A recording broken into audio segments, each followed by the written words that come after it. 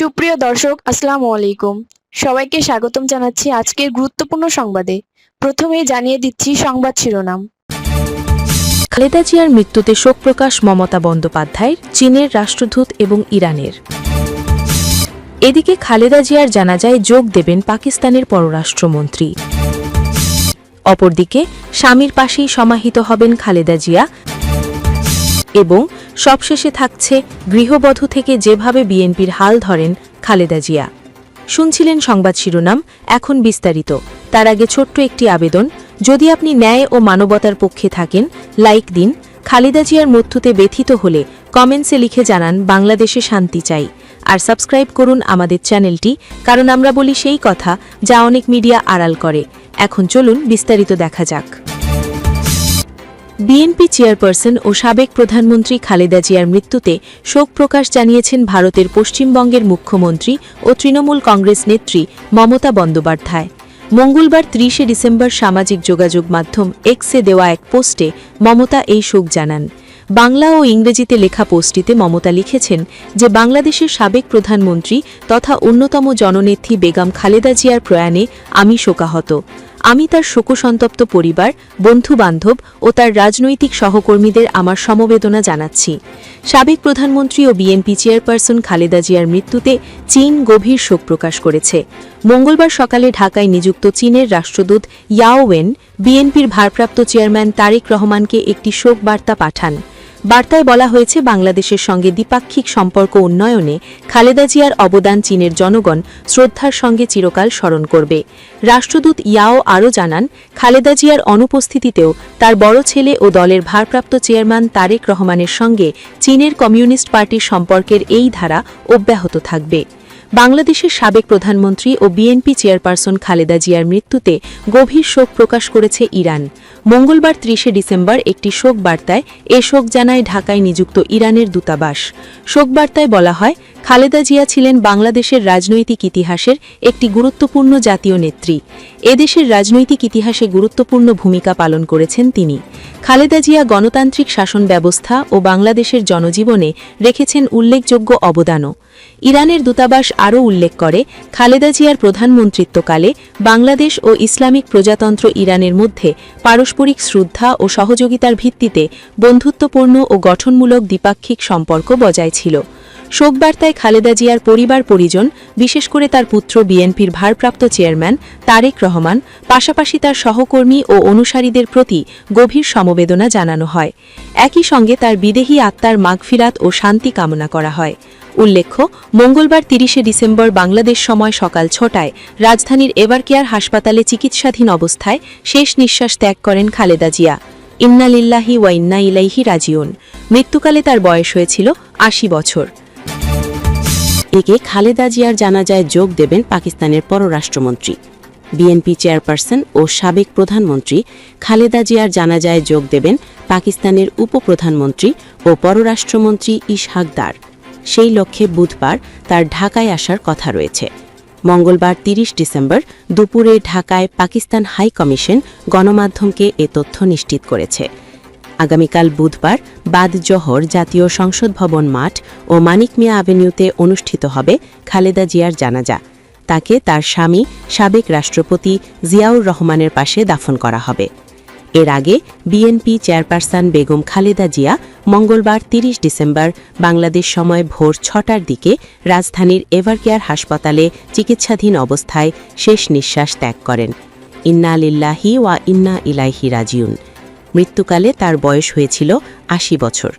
বেগম খালেদা জিয়ার মৃত্যুর সংবাদটি নিশ্চিত করেন বেগম খালেদা জিয়ার ব্যক্তিগত চিকিৎসক ও বিএনপি জাতীয় স্থায়ী কমিটির সদস্য অধ্যাপক ডাক্তার AZM জাহিদ হোসেন। আগামীকাল বুধবার বাদ জোহর জাতীয় সংসদ ভবন মাঠ ও মানিক মিয়া অ্যাভিনিউতে অনুষ্ঠিত হবে। তাকে তার স্বামী সাবেক রাষ্ট্রপতি জিয়াউর রহমানের পাশে দাফন করা হবে। অপরদিকে স্বামীর পাশেই সমাহিত হবেন খালেদা জিয়া। নেয়া হচ্ছে কবরের মাপ। সাবেক ৩ বারের প্রধানমন্ত্রী খালেদা জিয়াকে সংসদ ভবন এলাকায় জিয়া উদ্যানে স্বামী জিয়াউর রহমানের কবরের পাশেই সমাহিত করতে সব রকম প্রস্তুতি চলছে। ইতোমধ্যে তাকে সমাহিত করতে কবরের মাপ নেওয়া হয়েছে। মঙ্গলবার ৩০ ডিসেম্বর সকাল 12:15টার দিকে সেখানে গিয়ে দেখা যায় দাফনের আনুষ্ঠানিকতা সম্পন্ন করার লক্ষ্যে কবরের মাপ নেওয়া হচ্ছে। এদিকে খালেদা জিয়ার মৃত্যুতে জিয়া উদ্যান এলাকায় তার কবর খননের কেন্দ্র করে নিরাপত্তা ব্যবস্থা জোরদার করা হয়েছে। একে একে বিভিন্ন পর্যায়ের নেতাকর্মীরা জিয়া উদ্যানে ছুটে আসছেন। মন্ত্রিপরিষদ সচিব শেখ আব্দুর রশিদ জানিয়েছেন, বিএনপি চেয়ারপারসন ও সাবেক প্রধানমন্ত্রী খালেদা জিয়াকে রাষ্ট্রীয় মর্যাদায় দাফন করা হবে। উপদেষ্টা পরিষদের জরুরি সভা শেষে মঙ্গলবার ৩০ ডিসেম্বর সচিবালয়ে সাংবাদিকদের তিনি একথা জানান। মন্ত্রিপরিষদ সচিব জানান, খালেদা জিয়াকে রাষ্ট্রীয় মর্যাদায় দাফন করা হবে। সংসদ ভবন এলাকার পাশে অবস্থিত জিয়া উদ্যানে তার স্বামী ও বাংলাদেশের প্রয়াত রাষ্ট্রপতি জিয়াউর রহমানের কবরের পাশে খালেদা জিয়াকে দাফন করা হবে। তিনি আরও জানান, বুধবার ৩১ ডিসেম্বর সংসদ প্লাজায় জোহরে নামাজের পর জানাজা হবে। লাশ আজ এভারকেয়ারে থাকবে। বুধবার সকালে সেখান থেকে বেগম খালেদা জিয়ার লাশ সংসদ ভবনে আনা হবে। এবং সবশেষে থাকছে গৃহবধূ থেকে যেভাবে বিএনপির হাল ধরেন খালেদা জিয়া। বাংলাদেশের ইতিহাসে প্রথম নারী প্রধানমন্ত্রী খালেদা জিয়া মারা গেছেন। ৮০ বছর বয়সে ঢাকার একটি হাসপাতালে তিনি মারা গেছেন। ব্যক্তিজীবনে রাজনীতি থেকে দূরে থাকা এই গৃহিণী কখনোই সরাসরি রাজনীতিতে জড়ানোর আগ্রহ দেখাননি।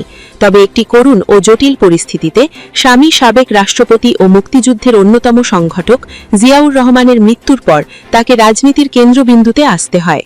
দীর্ঘ ৪ দশকেরও বেশি সময় ধরে বাংলাদেশের রাজনীতিতে অন্যতম প্রধান চরিত্র খালেদা জিয়া গৃহবধূ থেকে রাজনীতিতে নেমে ১০ বছরের মধ্যেই বিএনপিকে ক্ষমতায় নিয়েছিলেন। খালেদা জিয়ার নেতৃত্বে বিএনপির প্রথম মেয়াদে সরকার গঠিত হওয়ার সময় দেশে আবার সংসদীয় সরকার ব্যবস্থা চালু হয়েছে। বিএনপির প্রতিষ্ঠাতা ও রাষ্ট্রপতি জিয়াউর রহমানকে ১৯৮১ সালে যখন হত্যা করা হয়, সেই প্রেক্ষাপটে বিপর্যস্ত বিএনপিকে টিকিয়ে রাখতে খালেদা জিয়া দলের হাল ধরেছিলেন। বিশ্লেষকরা বলেছেন, ক্ষমতার বলয়ের ভেতর থেকে তৈরি হওয়া বিএনপিকে রাজনৈতিকভাবে এগিয়ে নিয়ে গিয়েছিলেন খালেদা জিয়া। তবে তার নেতৃত্বে বিএনপির সঙ্গে জামায়াতে ইসলামী সহ ধর্মভিত্তিক বিভিন্ন দলের ঘনিষ্ঠ সম্পর্ক সহ বিভিন্ন বিষয় নিয়ে সমালোচনাও ছিল। পুতুল থেকে খালেদা জিয়া। খালেদা জিয়া বিধবা হন ৩৬ বছর বয়সে। তখন তিনি একজন সাধারণ গৃহবধূ ছিলেন। তারেক রহমান ও আরাফাত রহমান ২ সন্তান নিয়েই তার সংসার ছিল। তার পুরো নাম ছিল খালেদা খানম, আর পরিবারের সদস্য ও আত্মীয় স্বজনের কাছে তার ডাক নাম ছিল পুতুল। জিয়াউর রহমান যখন ১৯৬০ সালে পাকিস্তান সেনাবাহিনীতে একজন ক্যাপ্টেন ছিলেন, তখন তাদের বিয়ে হয়। তিনি বিয়ের পরই তার স্বামীর নামের সাথে মিলিয়ে খালেদা জিয়া নাম নিয়েছিলেন বলে তার বোন সেলিমা ইসলাম জানিয়েছেন। তবে রাজনীতিতে নামার পরে তিনি পরিচিত হন খালেদা জিয়া নামে। তার বড় বোন সেলিমা ইসলাম বিবিসিকে বলেছেন, সে সময় খালেদা জিয়ার রাজনীতি নিয়ে কোনো চিন্তাই ছিল না। এর আগে জিয়াউর রহমান রাষ্ট্রপতি থাকার সময়ও খালেদা জিয়া কোনো রাজনৈতিক কর্মকাণ্ডে সম্পৃক্ত হননি। তার সমালোচকদের অনেকে বলে থাকেন, খালেদা জিয়া তার স্বামী জিয়াউর রহমানের মৃত্যুর পর উত্তরাধিকার সূত্রে বিএনপির দায়িত্ব পেয়ে রাজনীতিজ্ঞ হয়েছেন।